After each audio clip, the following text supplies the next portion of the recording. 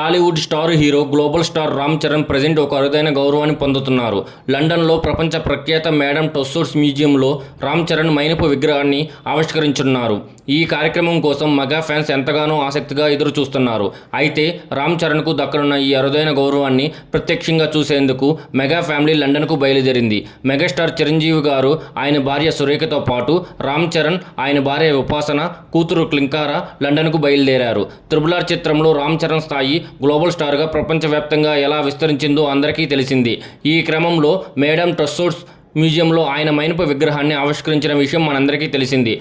మరోవైపు రామ్ చరణ్ గారికి అరుదైన గౌరవం దక్కడంతో టాలీవుడ్ సెలబ్రిటీలు అందరూ స్పందిస్తూ తాజాగా దర్శక వీరుడు ఎస్ఎస్ రాజమౌళి గారు కొన్ని కీలక వ్యాఖ్యలు చేశారట. ఆయన మాట్లాడుతూ, mega power star Ram Charan ప్రపంచ నటుడు ఎప్పుడో అయిపోయాడు. నేడు లండన్లో ఆయన మైనపు విగ్రహాన్ని ఆవిష్కరించిన విషయం అందరికీ తెలిసింది. ఇది ఆయన సాధించిన మరో అరుదైన రికార్డు.